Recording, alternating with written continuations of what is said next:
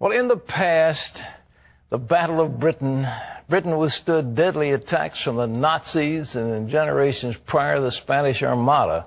But now it faces an assault from the enemies within, political correctness and multiculturalism. Dale Hurd has the amazing story from London. Britain's top judge says the nation should allow Islamic Sharia law. The head of the Church of England said the same thing.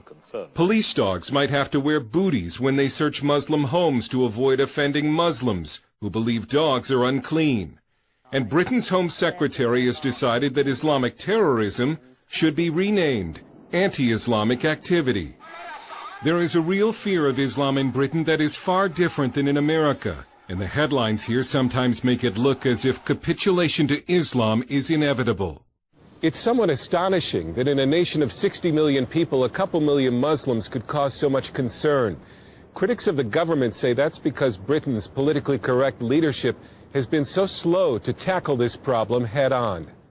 So-called hate speech is illegal in Britain, but it depends on who is doing the hating.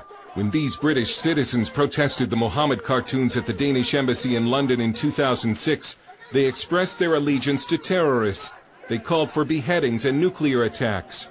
British police arrested no one until there was a public uproar. Compare that to when a British news program exposed violent rhetoric in local mosques.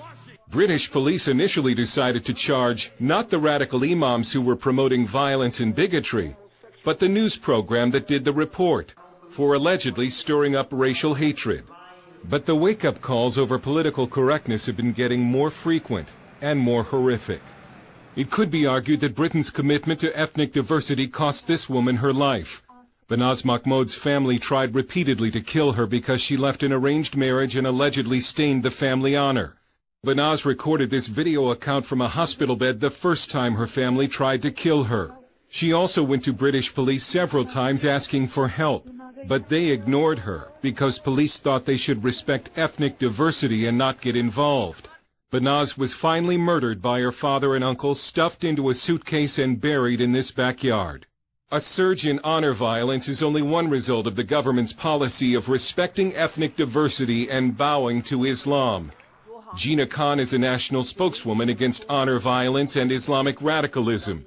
She left an arranged marriage, and because she speaks out against radical Islam, she's been forced to move to a secret location. You're at risk if you speak out. You can be attacked. I'm aware of that. But there comes a time when silence becomes a sin, a guilt. I spoke out because I believe that the people in the community that I moved out of are in denial about jihadism, yet it's happening all under their noses. In fact, I think people know what's happening. When former drug dealer and now born-again Christian Paul Ray wrote in his blog that the Muslim drug gangs in his hometown of Luton were savages, he was arrested on suspicion of a hate crime.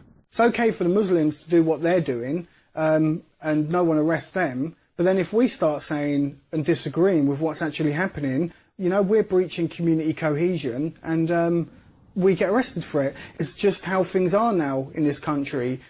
If we speak out or say anything against the protected species, Islam and Muslims. Paul Ray fled Britain after this interview because of threats against his life from Muslim gangs. Whole sections of Britain are now considered dangerous no-go zones for non-Muslims. Sally McNamara is at the Margaret Thatcher Center for Freedom at the Heritage Foundation. When you have a government who is so hampered by political correctness that they're unwilling to assert national values of tolerance, of rule of law, of human rights and women's rights and that sort of thing, then you're creating mixed messages where you're saying the extremists can flourish. We have a hornet's nest of Islamic extremism in Britain, which we are trying to combat on a counter-terrorism and counter-radicalisation. Stephen Gash helps lead a grassroots group called SIO, Stop the Islamization of Europe, which has a chapter in Britain. They're discriminating against the majority people in Europe now in favour of the Islamists and Muslims.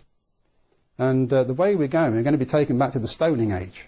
So you're now branded racist, Islamophobic or neo-Nazi if you speak out against Islam.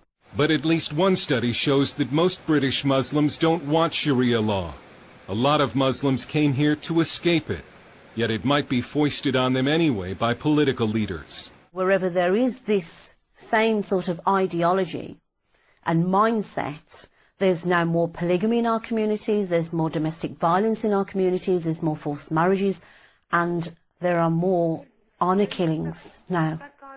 It's clear that multiculturalism and political correctness have backfired badly. The hardcore Islamists have not been assimilated into society. But Britain's confidence in democracy and Christian civilization have been seriously weakened. Dale Hurd, CBN News, London. Thanks, Dale. Terry, that's so alarming, and it just grieves you because the British have such great traditions of freedom, and to see, actually, they were targeted. The Muslims targeted Britain. They literally wanted to take Britain over.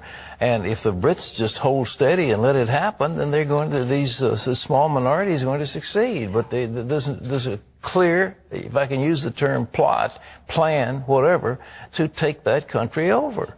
I think what's disturbing about it is you clearly can see what's happened. Oh. What you can't see is that there's any kind of a plan to counter that in place.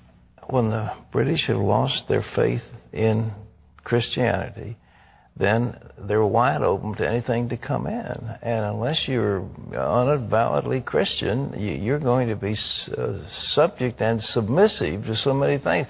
But just think of all these Muslims who came to Britain to get away from Sharia, and now the Archbishop of Canterbury and others are saying, well, we might be having Sharia. Well, who in the world wants to have Sharia in a modern European country? But that's going to be forced on people. No, well, wake up.